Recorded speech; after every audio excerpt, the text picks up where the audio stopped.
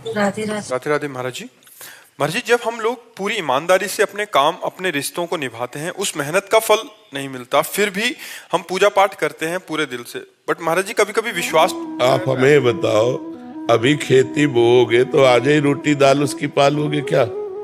किसका प्रश्न है? अभी खेती बोओगे, गेहूं बोओगे तो आज ही रोटी बना लोगे क्या उसकी?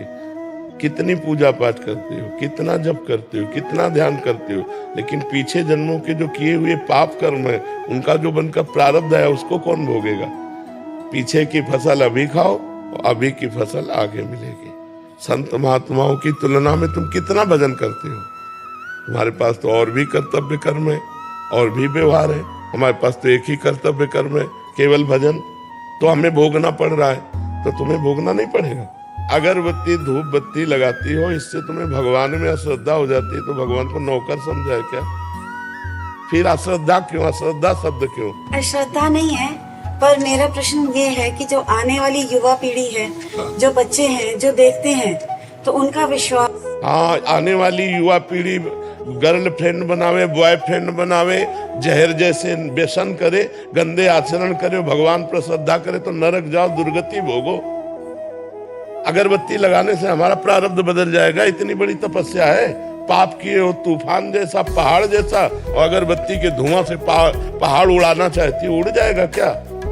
पाप करते समय सोचते हैं भ्रूण हत्या, गर्भ हत्या, बलात्कार, चोरी चोरी, नाना प्रकार के पाप करोगे, जब वो फलीभूत होंगे तब श्रद्धा करो भगवान पे, अश्रद्धा करो, भोगना पड़ेगा तुम्हें।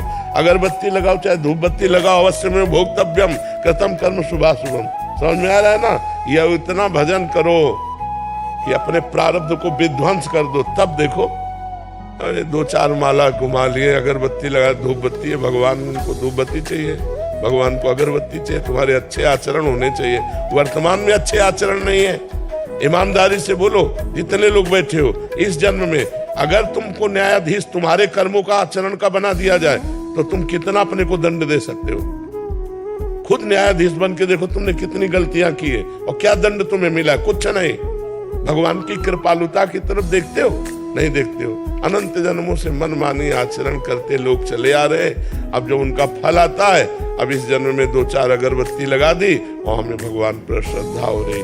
नौजवानों, रास्ता इसी बात का ना, डिप्रेशन में गए, कर ली, ये कर लिया, वो कर लिया, यही परिणाम है। अश्रद्धा का परिणाम यही है। तुम अपने आचरणों को न देखो, भगवान को देखो।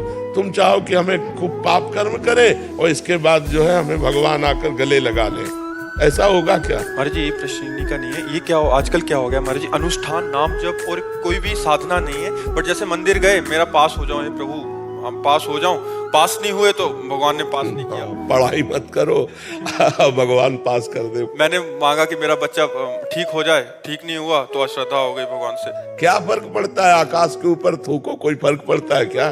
तुम्हारे मुंह पे छिट्टियां पड़ेगी आकि भगवान आकाश के समान महान है, उनको क्या फर्क पड़ता? उन्होंने देखो, उन्होंने आपको खेती दे दी, आपको बीज दे दिया, अब आप जो बोओगे वो आपको काटना होगा।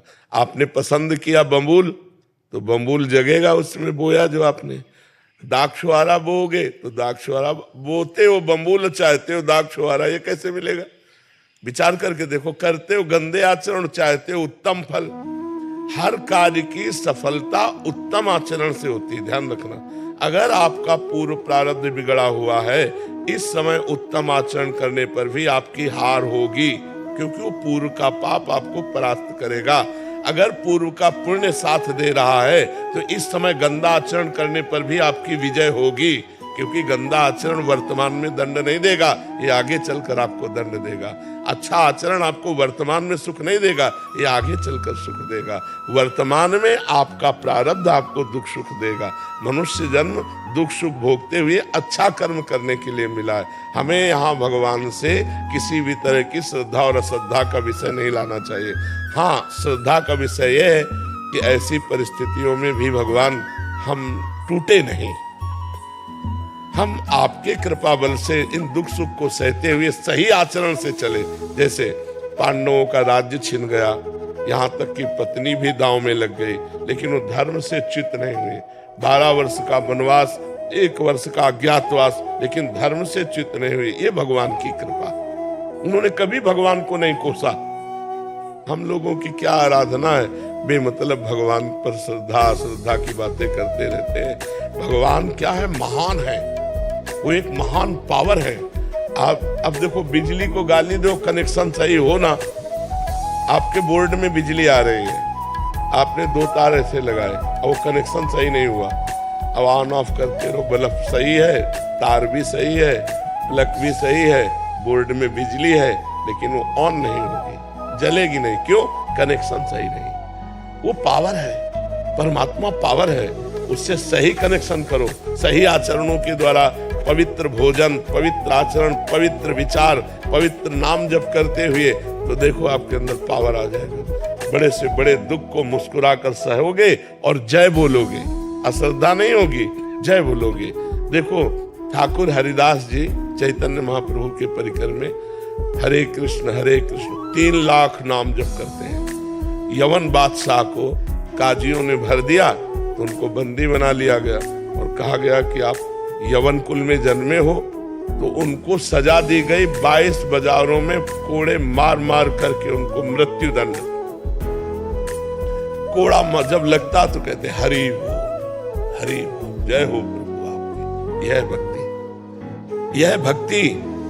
हरे कृष्ण बोल रहे हैं, भगवान का नाम जब कोई अपराध है, और दंड उसका क्या है, 22 बाजारों में मार कोड़े मृत्यु दंड। लेकिन हरि बोल, जब जल्लाद कहते हरि बोल कहता है तो मुस्कुरा देते, तूने भी हरि बोल कहा ना, तेरा भी कल्याण हो जाएगा। जो वास्तविक भगवान के पावर से जुड़ गए हैं, देखो ये है पावर। प्रहलाद जी को आग में रखा जा रहा है, जय श्री हरि। यहाँ हमारी क्या है, हमारी छोटी सी बात नहीं बनी, हमारे कर्म के अनुसार तो हम भगवान पर श्रद्धा कर ले। ये नौजवानों की आज जो बुद्धि बिगड़ रही ना, ये अश्रद्धा के कारण ही तो बिगड़ रही। अगर वो श्रद्धा करके माता पिता के चरण छूते, श्रद्धा करके अध्यात्म को स्वीकार करते, तो ना तो व्यभिचार में जाते, ना व्यसन में जाते, अपनी पढ़ाई को पढ़ते, अपने कर्तव्य को पूरा करते, अच्छे नंबर लाते। भाई अपने चैप्टर में बुद्धि तभी लगेगी जब हमारी बुद्धि शुद्ध होगी, एकाग्र होगी। अब व्यभिचारी की बुद्धि शुद्ध